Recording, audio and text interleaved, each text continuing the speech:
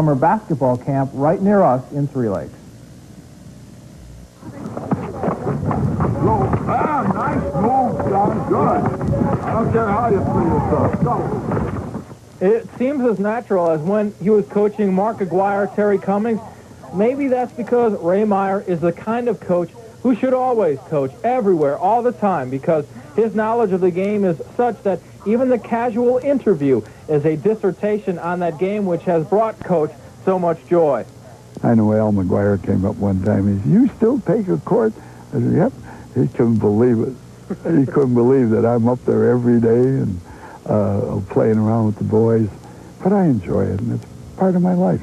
Yeah. And I go from school to camp, camp to school. That's my life.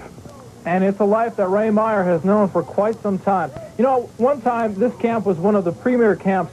It's all that Coach Meyer put into it. He built the cabins with the wood that he had to clear off the land, which is the home to all the courts now. A labor of love, Coach says, and maybe it's the labor part that sometimes we forget about when it comes to building basketball dreams. We stress that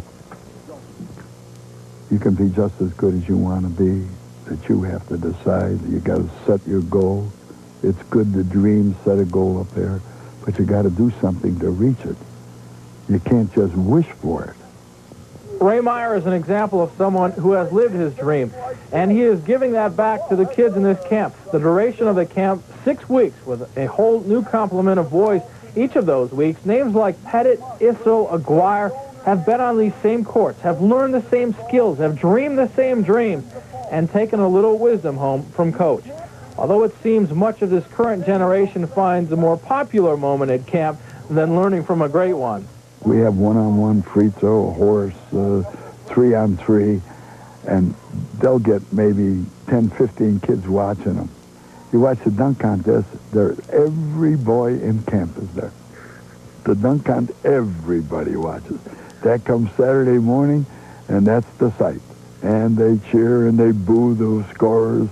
The coaches give them they go on a 10-point system, and whatever they give them, whatever they boo if they thought the dunk was now, Quartermont, and we've got a very special program coming up for you tonight, and we're going to get things started with a very special interview I was able to conduct this past week up in Three Lakes. You know, Ray Meyer is certainly a basketball legend. I grew up in the Milwaukee area, and every year it was Marquette against DePaul and big basketball games. Al McGuire against Ray Meyer, Hank Raymond's against Ray Meyer, and then Rick Majerus against Ray Meyer. But I always heard about what a special guy Ray Meyer was, and I had a chance to find that out firsthand during this past week as Ray Meyer every summer up here conducts his very own basketball camp. It's just a great story. I mean, here's a guy who some 48 years ago or so took and bought some property, built a basketball camp, even used the logs that he cleared from the land to build the cabins, and, you know, here all these years later, still doing what he does best. Coach Ray Meyer coaching basketball. We head up to Three Lakes. I think you're going to enjoy this feature. Yeah, you got him, but you weren't ready to pass. John, it's your fault.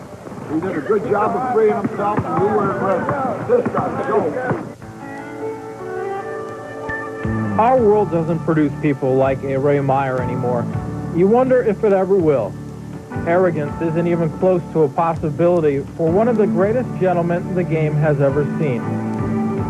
And through it all, Ray Meyer's life has been about one thing: basketball. Not so much being consumed by it. On the contrary, Coach Meyer shares the game to anyone fortunate enough to get a listen. And so tonight on Sports Weekly, the legendary coach of DePaul basketball shares with us his thoughts on the game from a place that you get the feeling is like no other to him. Ray Meyer's basketball camp, nestled in the woods of Three Lakes. And it's his hidden jewel as well. It's given him perfect seclusion by the beautiful bay on the north side of Little Fork Lake, with a south side view, the perfect complement to a session of basketball storytelling.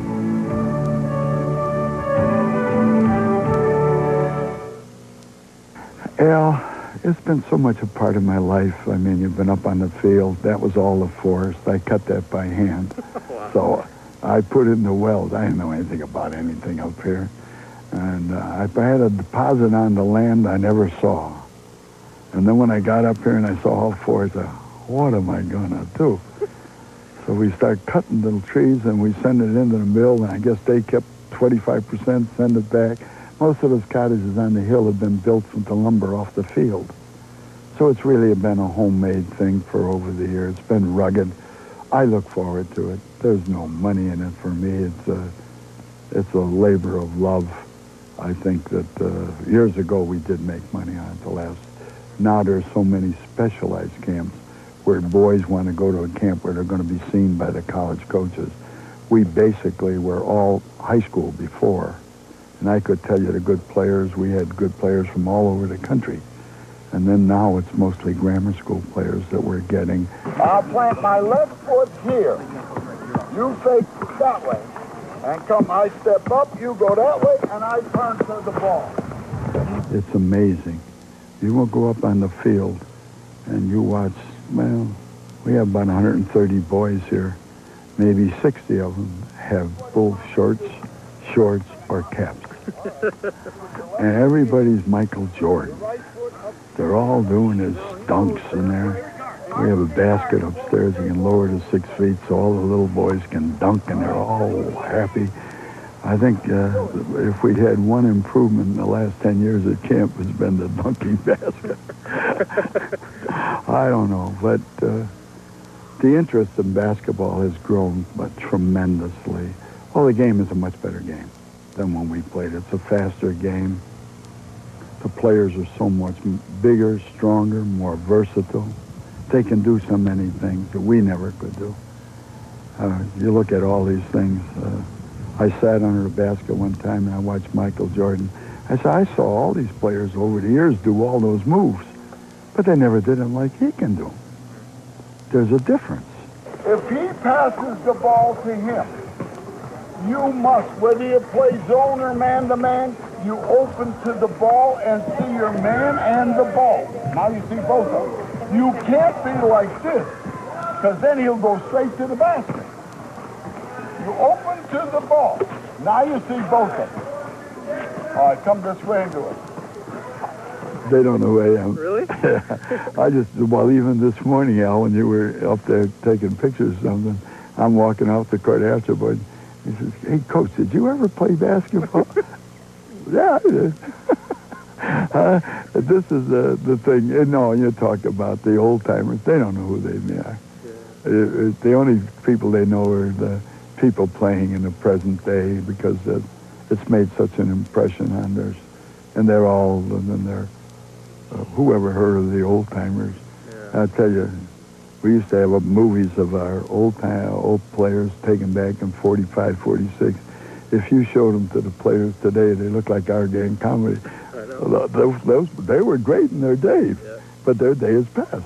My day is past, too. Right. You're not paying any attention at all. I told you, you just come up, put your left foot here, step up this way, he goes here, and you turn this way. Look what happened. Come here. Basketball has progressed far beyond my imagination. I never thought I'd go to a day and like go in the Superdome and see 60,000 people. And to walk, I walked, maybe when I got my tickets to go to the game, I didn't walk 20 yards when somebody offered me $3,000 a ticket for the game. And I'm thinking, boy, it would look awfully good on TV.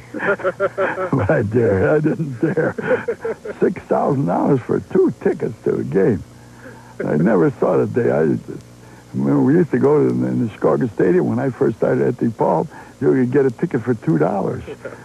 Now you couldn't even get on the outside to listen to the game on the outside the building for $2. Go. Nice move, John. Good. I don't care how you play yourself. Go. One of the newspapermen asked me how many boys went through camp. And it's amazing. I can go all over the country. I go with the basketball team at DePaul. Last year I was in Seattle, and some guy with a beard came up to me down here. Said, remember me, Coach? I was at your camp in 1950. I said, yeah, but then you had a clean face. How do I expect you? And I don't know. I made them. Even this, up here, we had people in the last week say they were here in 1959. They bring their family coming by, and they stop here. When you pass me the ball, I catch it. I'm ready to pass it. He was free, and you weren't ready to pass the ball this time. Go. But I enjoy working with the youngsters. in particular after I retired. Yeah. It's just an outlet for me, Al, and I love to be up there. I know Al McGuire came up one time. He said, "You still take a court?" I said, "Yep." He couldn't believe it. He couldn't believe that I'm up there every day and playing around with the boys. But I enjoy it, and it's part of my life. Yeah. And I go from school to camp, camp to school. That's my life. Well, I can tell you one thing. When you talk basketball with Coach Meyer, it's not like doing an interview. It's just like sitting down and talking basketball. That's what we did. I think our interview lasted about 45 minutes, and if we hadn't run out of tape and batteries, we probably could have kept on going for another couple of hours. And, you know, that's one of those special things, I think, for me, getting a chance to do a show like this. And being in the broadcast business is you just get to talk a lot of times with some very special, unique people, and Coach Meyer is definitely one of those. My thanks to him for taking time out during the camp to talk with us, and I know that he gets to enjoy now the rest of his summer, so hopefully he can do some fishing in that great lake of theirs, and we appreciate, again, him taking the time. We're going to come back with more Sports Weekly when we do another very special segment for you, so I hope you'll come back with us right after this.